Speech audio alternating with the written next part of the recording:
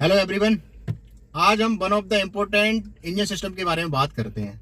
आज cooling system के बारे में बात करते हैं। ठीक है, क्या पर्पज है कूलिंग सिस्टम का, क्या इंपॉर्टेंट पार्ट्स हैं कूलिंग सिस्टम के, क्या इफेक्ट पड़ता है अगर कूलिंग सिस्टम आपका अच्छी तरह से काम नहीं कर रहा है। ठीक है, क्या डूज एंड डोंट्स हैं, कि मेंटेनेंस टिप्स क्या है। ठीक है, आज की डेट में जो न्यू जनरेशन इंजन आ रहे हैं उसमें मेन पर्पज जो कूलिंग सिस्टम का है वो maintain the operating temperature of engine.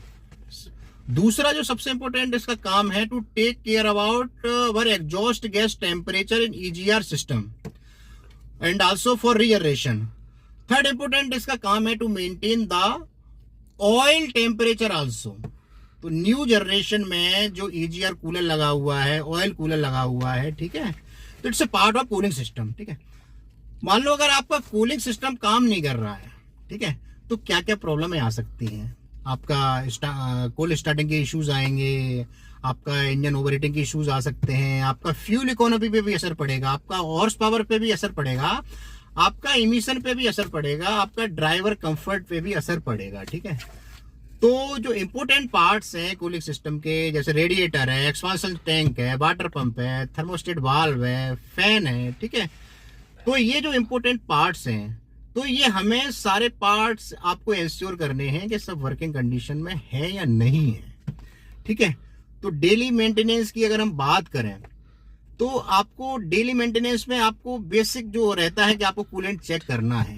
जो एक्सपांशन टैंक है आपका कूलेंट मैक्सिमम और मिनिमम के बीच में ही होना चाहिए। दूसरा, आपको रिकमेंडेड कूलेंट ही यूज करना चाहिए। जो थर्मोस्टेट वाल्व है उसको कभी भी टेम्पर्ड नहीं करना चाहिए ना, रिमूव करना चाहिए सिस्टम। ठीक है, अगर इनकेस अगर लंबे समय से आपने रेडिएटर में पानी डाला है तो कुछ समय के बाद वो चॉक हो जाएगा। ठीक है, तो उस कंडीशन में आपको रिप्लेस करना है, या कोई स्टोन हिटिंग की वजह से लीकेज आ गया तो आपको रिप्लेस करना है। तो मैं ये एडवाइस कर रहा हूं, मैं सजेस्ट कर रहा हूं कि अगर आप रेडिएटर रिप्लेस कर रहे हैं तो आप कंप्लीटली किट को रिप्लेस करें, जिसमें हॉस पाइप है, वाटर पंप है। फॉर एग्जांपल, अगर आपने रेडिएटर रिप्लेस कर दिया और हॉस पाइप आपके पुराने हैं, क्लैंप पुरानी है, तो देयर में भी chance of air trapping, there में भी चांस ऑफ कूलेंट लीकेज।